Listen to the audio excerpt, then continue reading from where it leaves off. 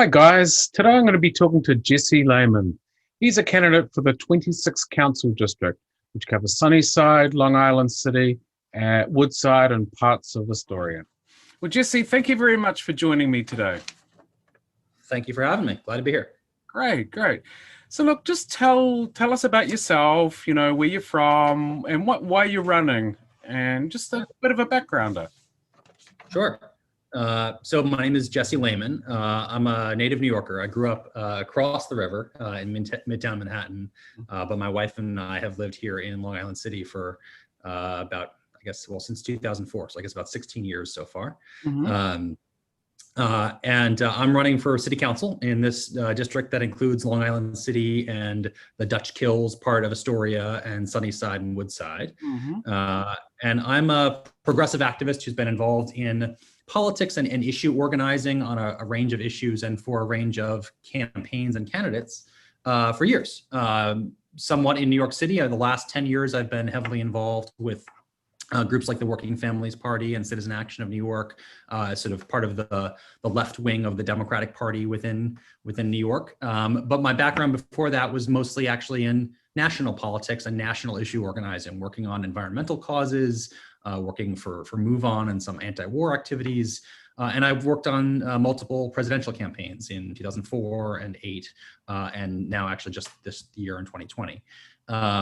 So I've been sort of involved in a mix of local and city and state and national stuff, and I've never run as a candidate for anything myself.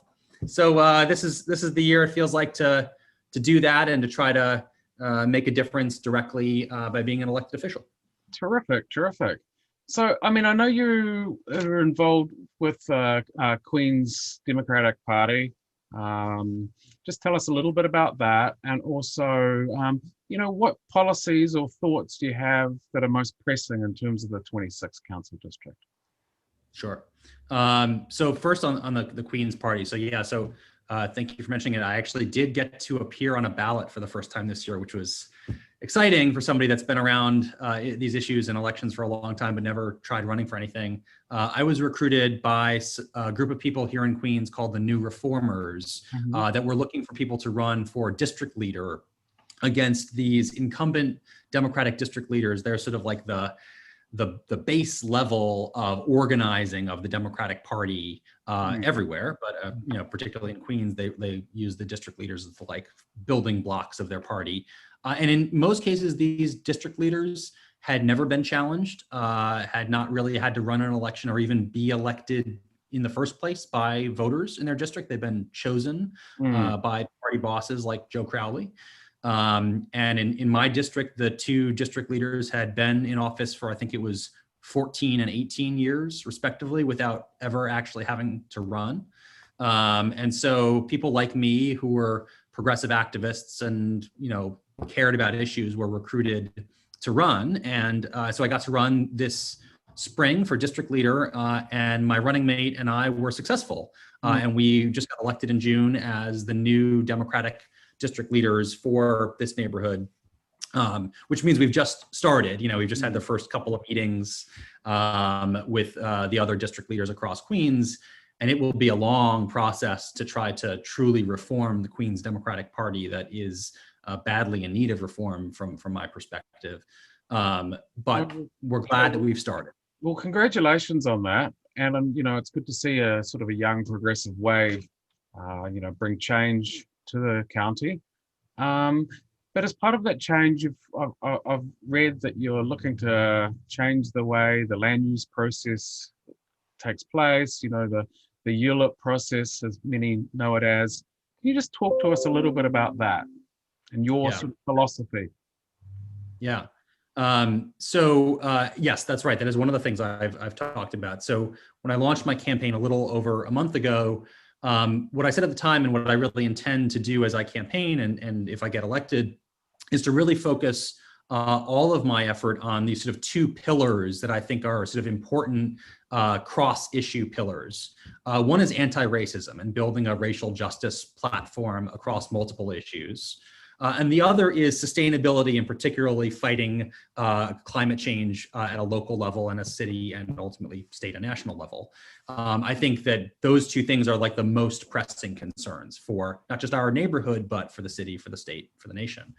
And one of the most powerful ways that the City Council of New York can affect anything, but including racial justice, segregation, and those issues, and climate and sustainability, is through land use. The land use powers of the council are really its strongest suite of powers. And so transforming how we think about development and the uses of the space that we have, both the publicly owned space and the privately owned space, to be primarily focused on how do we make it more equitable from a racial justice perspective, and how do we make it more sustainable from a climate perspective, is really what I want to do as a council member. And I think what's wrong with the current process, you mentioned ULURP, which is the acronym for those that don't know of the Universal Land Use Review process, the way that we decide now whether or not to allow a developer to develop a building. It's entirely responsive and reactive to a developer that is able to cobble together a lot or a set of lots and wants to build on those lots and wants to have some exceptions to the zoning to build a little bit bigger or a little bit different than what the zoning says. And the whole process now starts from developers seeing a place where they could profit and then trying to get the rules to be changed to allow them to profit as much as possible. And I understand, of course, why developers want to profit. They're a business. They're entitled to be focused on that. But we as a city should not be solely responsive to developers' profit motives. We should be actually thinking proactively and progressively about how to transform our built environment to be maximally sustainable and maximally equitable. And so I think that means scrapping the ULURP process. I think that means actually empowering and transforming the Department of City Planning to do real comprehensive city plans at larger scale levels, like borough-wide plans or large neighborhood plans, where they actually ask the question of, what do we need more of in our city, in our community, and where can we best site the things that we need?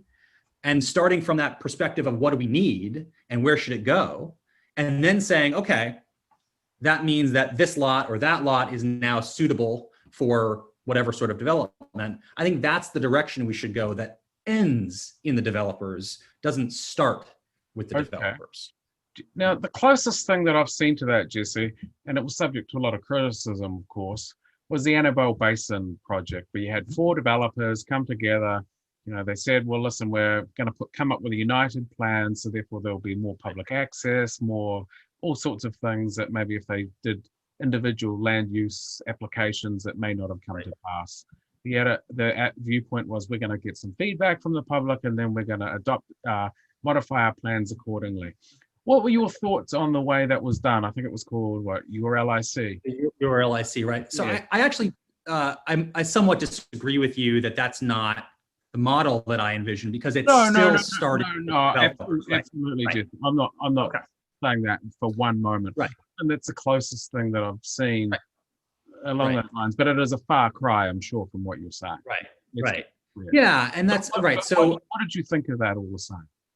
So I think it was problematic for exactly that reason. Now I'm not somebody who thinks that those sites should never be developed. I actually would like to see a thoughtful and city-led, not developer-led plan for developing places in Western Queens that are developable. And I know that Annabelle Basin is a place where there could be more buildings, right? So I'm not opposed to the idea there should be more construction there. Just interrupted but I don't think it should start with the developers. Yeah. So how would you take those parcels down there? How would you go about the development process? You say that you'd like to see something there as opposed to sort of like underutilized property. So how would you sort of manage that process? Right. So I think if we went through it the way that I'm saying, that city planners should look at what do we need more of in our community and in the city as a whole, and then where can it go? One of the things I think that they would be well suited to look at is the fact that some of that land is publicly owned, right? So one of the problems with each of the plans, and the terrible Amazon plan that came before your LIC plan was particularly bad example of this, is that we keep privatizing publicly owned land, allowing and even begging for, in the case of Amazon, private developers or private companies to come in and build on it. Right. We don't have to do that. We actually have the ability to publicly develop. It's not just leave it, overgrown with weeds, but to actually publicly develop public property. And a really good example, and I think something that we should think about as an example for places like Annabelle Basin, is the example of the Brooklyn Navy Yard, which is public property. Excuse me if that chimed on you. Public property that the city did not privatize, though there were people 20 years ago who wanted to privatize it, but actually maintained as public property and developed through public entities working with nonprofit management companies, the Brooklyn Navy Yard Corporation, which has allowed the Navy Yard to become this thriving place of incubators for small businesses and new light industrial and advanced manufacturing. The city's NYC EDC, the Economic Development Corporation, is the entity that really spearheaded that and that has done a successful job developing other business-oriented properties like the Navy Yard and the Brooklyn Army Terminal. But we have never utilized that capacity at the city to develop things like housing, which we need badly, right? So from my perspective, I would like to see public entities, maybe something like EDC, utilized in a bold new way to develop public property to meet larger community needs like more affordable housing. We could directly construct through public entities new affordable housing on public land without having to privatize it, without having to ask a private developer to design the thing themselves and to own it themselves. We can build what we need through our public entities on public lands. And at a place like Annabelle Basin, where I think roughly half of that land is public, we should not be handing that off to a private developer. We should be developing it publicly with public needs in mind. What about Jesse, what about the privately held parcels? How would you look at those at the Annabelle Basin area? Right, so I think for that, it actually really comes down to whether or not we're able to transform the development process. As I've said, I would like to see those considered not as individual parcels, because I think that's part of the problem, but I'd like to see a larger comprehensive plan for the entirety of that neighborhood that talked about what can be built and where should it best be built. I think we should think about things like transit-focused development, and to me that means buildings that are truly close enough to mass transit that most of the people in those buildings can and will walk to mass transit as opposed to using cars. I'm also tired of seeing transit-oriented development that comes with a big parking lot in it or a garage, because it doesn't matter how close you are to the subway. If you build a building and you put 100 car parking spaces in it, you're incentivizing the people that live in that building to drive. So I think that we should have a comprehensive plan for that whole community. And I would like to stop having these lot by lot, development by development processes where we end up stuck between imperfect choices. Because I think both of the ends of this with the private lots there, if you just consider them narrowly, it's a set of imperfect choices. You're either saying no to development on a place that maybe could have some more use than it has now, or you're saying yes to whatever the specific developer wants to maximize their profit. That's not necessarily a community interest. I think we can do better than either yes or no on the extremes there. Okay. Looking at Sunnyside a little bit on the development side, the Phineas Houses project on Barnett Avenue, an empty parking lot. Many think, hey, better use is affordable housing. There's a good argument for that. Phipps, of course, people are criticizing as a management company. So what are your thoughts on that project and the way people have gone about it, or Phipps has gone about it? Yeah, this is one that's very timely this week. I'm glad you asked about it because I know it's something that a lot of us in the community are concerned about and talking about this week. And it is something I've been digging in on a little bit and trying to decide what the right move. If I were a council member today, what would I have done? And it's another one of these where I'm glad you asked, because I actually think that there's a right answer here. And I think the right answer is not anything I've seen yet, though there are many other candidates in the race, so maybe somebody else shares this opinion with me. I've not yet seen this from any of the other people running. I've seen people say, yes, I would support this development wholeheartedly. And the case that the pro development, the pro FIPS development people make is a reasonable one, which is, here's a nonprofit affordable housing developer that wants to build 100% affordable units on a parking lot, right? That's a pretty compelling case, right? But then the other side, and I've seen some of the people running in this district who have said, I'm a hard no, I'm opposed to this, and I think the best case against it is the really lousy conditions and treatment of tenants in the Phipps Garden Apartments across the street from this proposed site. And if you say, look, they've been a lousy landlord over there, we shouldn't reward them for being a lousy landlord by letting them build across the street. Again, it's a pretty compelling case if you just make it just like that, right? Right? So I actually think the right answer here is that this is where a council member could make a real difference that would actually be positive in both ways. If I were the council member today, what I would be doing is very publicly giving Phipps an ultimatum. I would say to them, you have 30 days or 60 days, however long we can stretch it before we have to decide and we have to vote. And in that time, you must do several things in order to earn my trust and my yes vote. You must meet with all the tenants of the garden apartments and hear all of their concerns. You must document publicly what all of their concerns are, including the concerns and complaints that have been raised at public forums already. You must acknowledge that these things are real and not sweep them under the rug. You must put out a plan for resolving all of those concerns and complaints. I want to see what you're going to do, right? And that means I think they need to hire new staff because from what I understand, they are understaffed at the Gardens Apartments.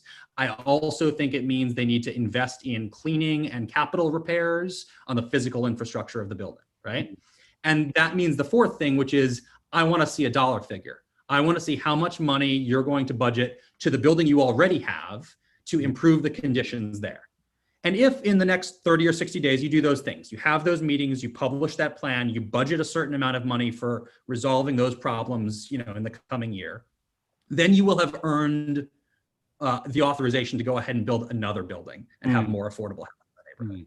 And of course, if it works out, then we end up with the best of both worlds, which is improved conditions for the current tenants at the existing building and additional affordable housing in the neighborhood on a lot that is currently severely underutilized as an empty parking lot, right? That's the best case scenario. And if they don't do it, right, then we shouldn't say yes to them. That doesn't mean that lot will never be developed. It means that we say no now, right? And it means that they know that if they ever want to get a yes, they're going to have to clean up their act at the Garden Apartments, right? And if maybe it's not them, maybe some other developer comes in and develops affordable housing there, so be it. But I don't think we should say yes until they do what they should have done already and treat the tenants that they have in the neighborhood the way they deserve to be treated. No, that's a very sound attitude toward it.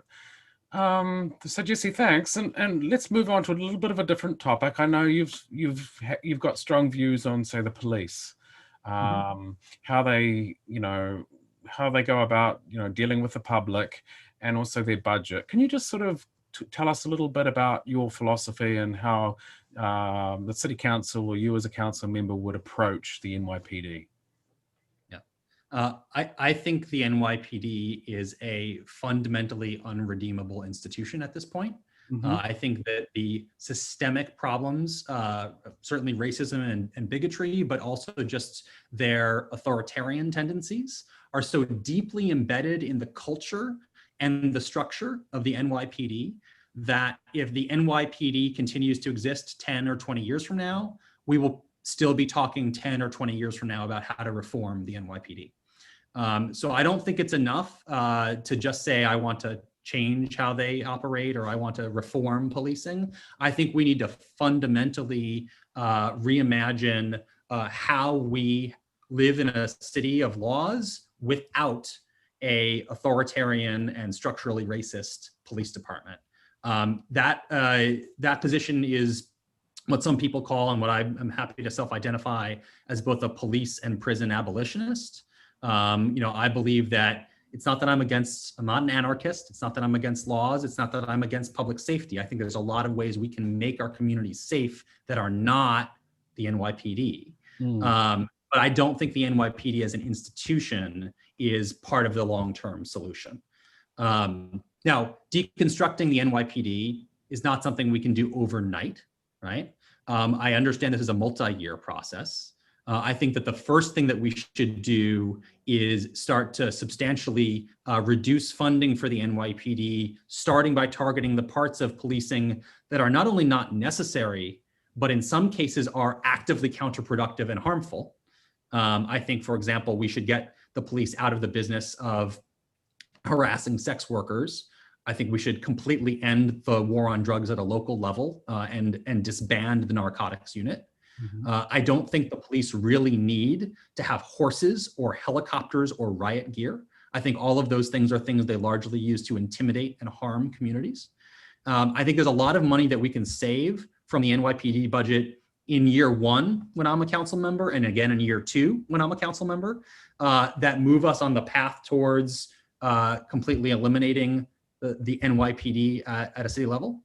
And I think that we can then take some of that money that we save in the first couple of years and use it to invest in the sort of community-focused solutions that will make our communities safe in the absence of aggressive policing, right?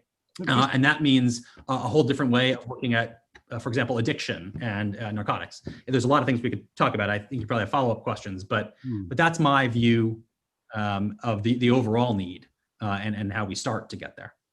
Okay, so I understand your sort of overarching philosophy there, but what would you replace the NYPD with, so to speak? I mean, you've got what, 35,000 cops, so to speak. Yes, they handle school safety to who knows what, but what would you replace the NYPD with? I mean, you've got cops on the beat. Would you still, would you keep that kind of philosophy where you got cops on the street, so to speak? I mean, I'm a little bit unsure what you. So I see it as right. So I see it as a multi-year project of dismantling. That's really the verb that I like to use. I know people use talk about defund, and there's other, and I think that's fine.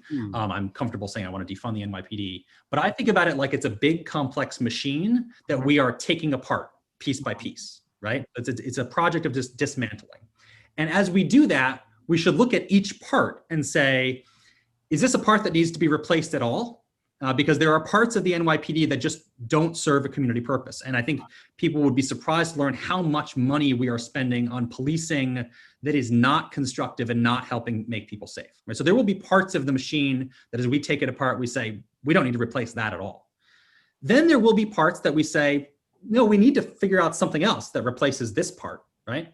I think everybody understands, for example, that violent felonies, murder and rape and sexual assault, are not something that anybody wants to see uninvestigated, unprosecuted, right, or allowed to happen, right? So we absolutely need to have an investigative body in the city of New York, right, that investigates serious violent felonies. Now, right now, that is a very small portion of what the NYPD actually does.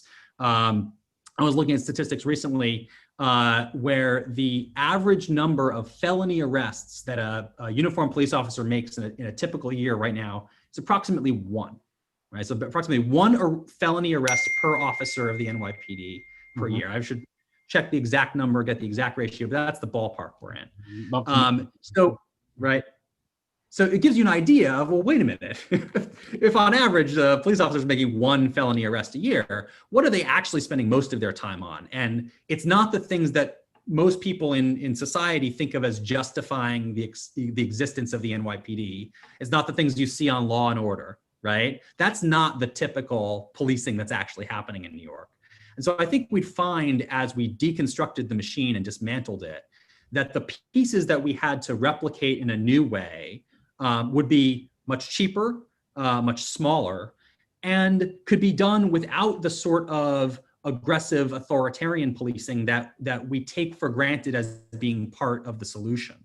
Okay. I don't actually think that having a sort of quasi-military structure of lieutenants and sergeants and precincts and officers driving around on loop patrol in squad cars is actually all that effective at reducing rape or reducing homicide, right? I think the statistics bear that out. That has not been a particularly effective approach for dealing with the most serious offenses.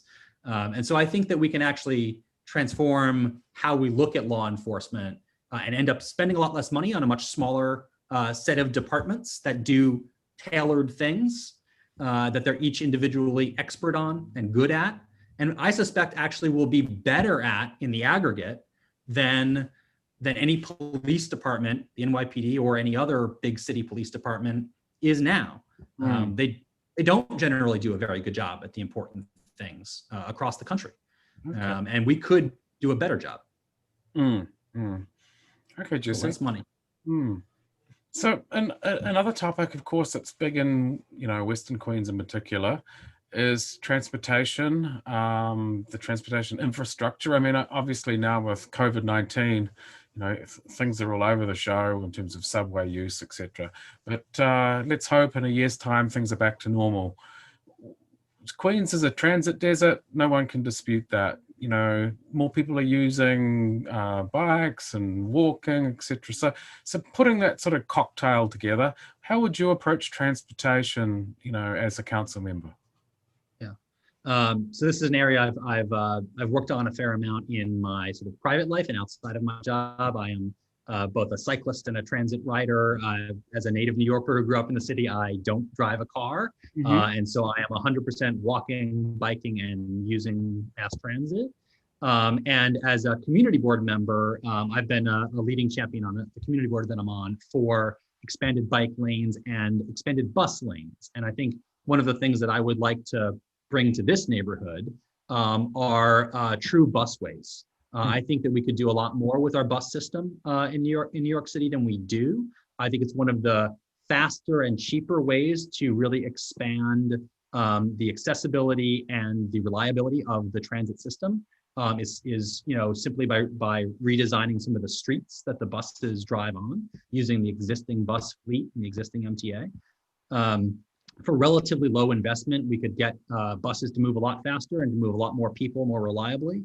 And that would really make a major difference in terms of a lot of people's commutes. I think there's some particular thoroughfares here in Western Queens. I'll name one, which is 21st Street in Ravenswood and down into Long Island City. That's a place where I really think it's a 4 to 6 lane sort of auto-oriented throughway that I don't think is necessary there, but it also already carries bus traffic that gets stuck in the regular traffic, particularly at rush hours. I think we could redesign 21st Street in much the same way the city has done some bold redesigns on places like 14th Street in Manhattan. I don't think it needs to be entirely car-free the way that 14th Street needs to be because 14th is narrower. But I do think that we should take physical space on 21st Street for buses only. And that's one of the proposals that I'll have in this campaign on transit. But that's actually, in many ways, it's just the tip of the iceberg. I think that we should be thinking about additional bus lanes throughout the district, throughout the neighborhood, and crossing over into other neighborhoods as well. I think that we should be thinking about whether there's a portion, for example, of the Queensboro Bridge that should be dedicated to transit, to buses. I'm also a supporter of making the south outer roadway of the Queensboro Bridge pedestrian only, in large part to increase the cyclist capacity on the north outer roadway, where currently cyclists and pedestrians have to share space. But also because I think that over the long term, the South Outer Roadway as a pedestrian space could become a really lovely destination in New York City. Is some of the best views of the entire city, which right now we leave off to the occasional car that drives across it. But it could be a place with those tourist binoculars that you see on the Empire State Building, right? It could really be a destination, and then that would help transform Queens Plaza, where the South Outer Roadway comes into our neighborhood, into a destination, a place that people go at one end or the other of a walk across the Queensboro Bridge. So Okay. I think that there's a lot of ways that we can make use of underutilized paved space in New York City, and including in our neighborhood, for more buses, more bikes, and more pedestrian space. All right, great. Now, Jesse, you mentioned community boards. Are you on community board 1 or 2? Neither. So Oh, I live in this neighborhood, hmm. but I joined a community board 5 years ago in the neighborhood where I worked. Like Right. many people who live here, I lived in this neighborhood and I worked in Midtown Manhattan. Hmm. So I've been on the Midtown Manhattan Community Board 5 for, I guess it's about 5 years now. And that's the board where I've really been the champion of the crosstown bike lanes on 26th, 29th, 52nd, and 55th Street. So I'm very proud of those having gotten installed in my time on that community board. And also of the new bus infrastructure on Fifth Avenue that has served one of the highest capacity bus routes in the city. So, interrupted So, you. Where is the Manhattan Fifth Community Board District? What area? It's the heart of Midtown Manhattan. It's Out of from it. 14th Street to 59th Street, from roughly Lexington Avenue all the way over to 8th Avenue and the Port Authority bus terminal. So it's Midtown. Right. And that's a place that a lot of people work, including a lot of us that live in this neighborhood. All right, terrific. So that leads to our next topic, and that is community boards.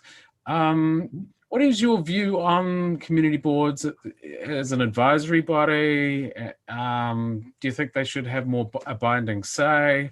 And then also along those lines, how would you appoint new members to the board? Right. So this is one of the reasons why I'm really glad to have had community board experience.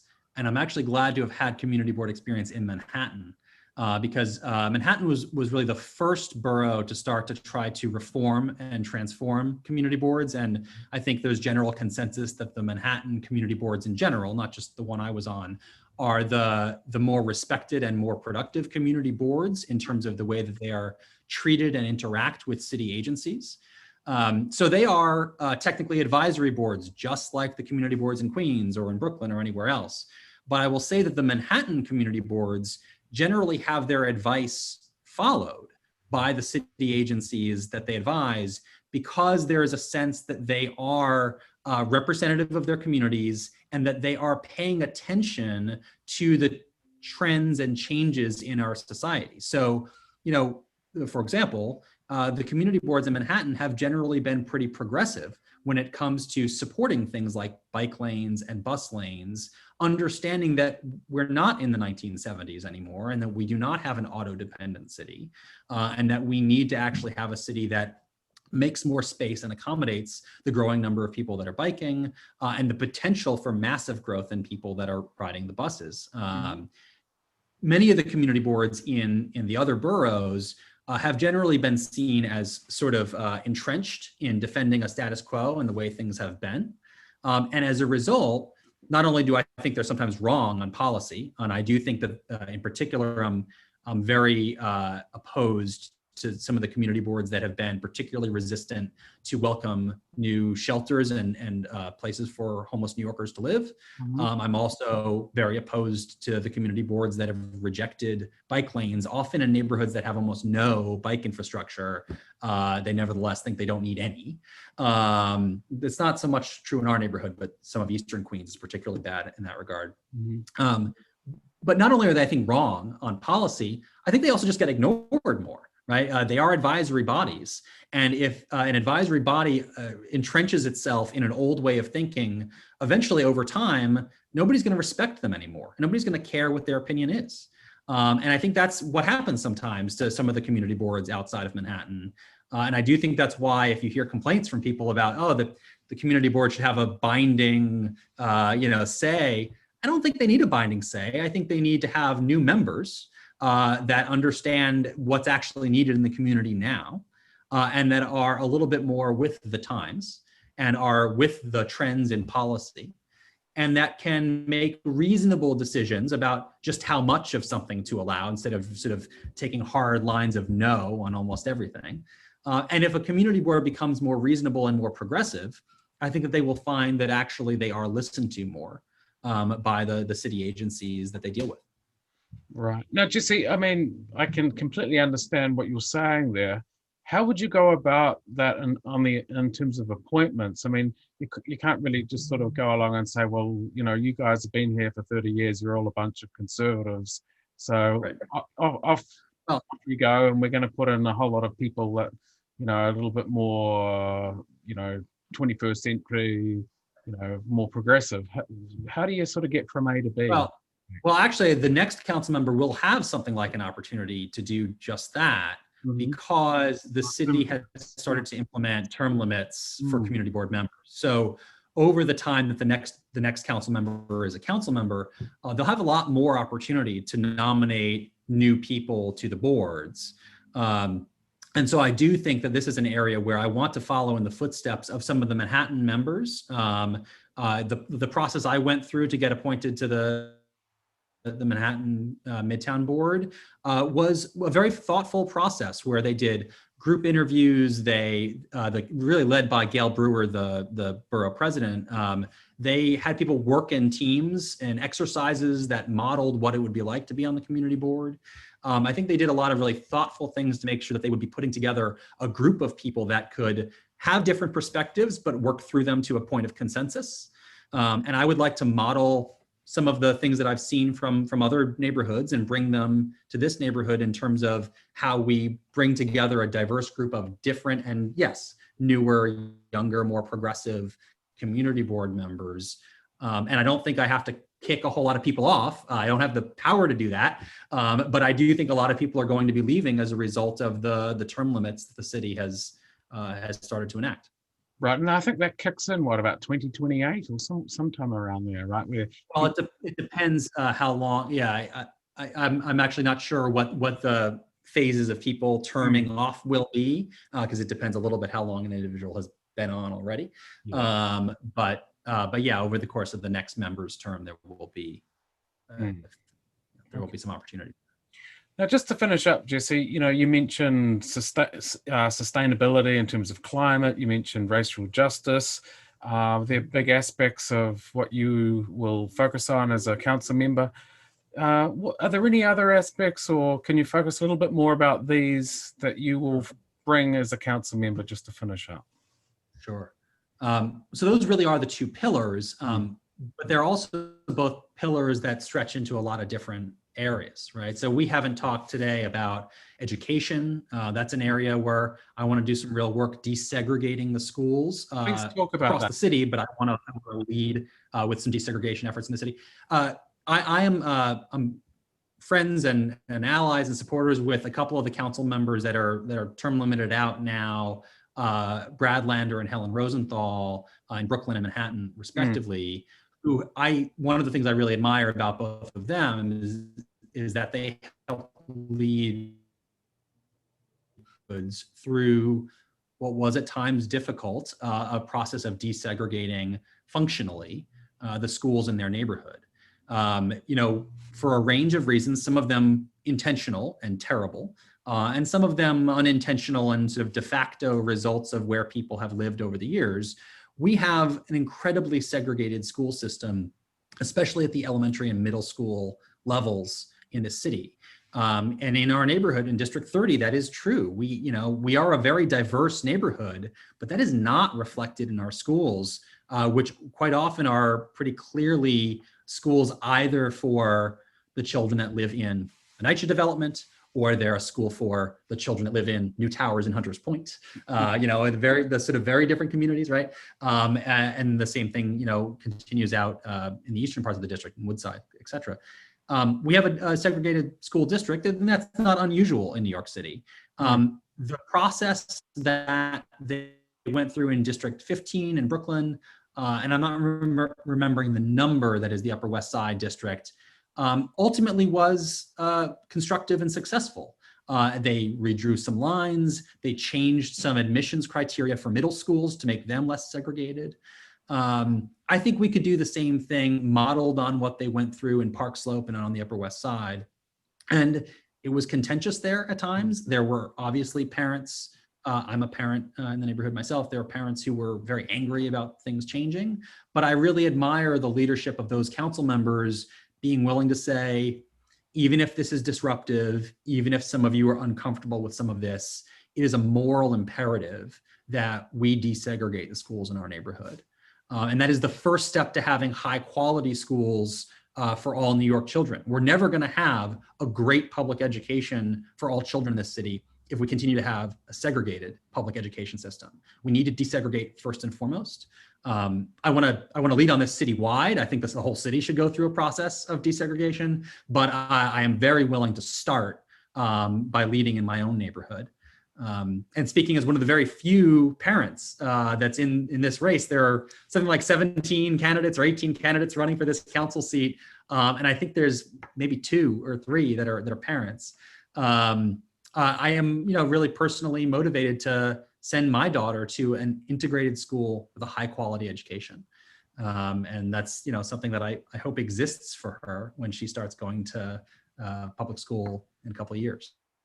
All right. Well, wonderful. So that is definitely, that's within my racial justice focus. And there's so many other things like that fall under one of those 2 pillars, whether it's closing down the Ravenswood generating station, and we talked a little about transforming our streets. There's lots of things that are either about sustainability or about racial justice, or in some cases about both sustainability and racial justice.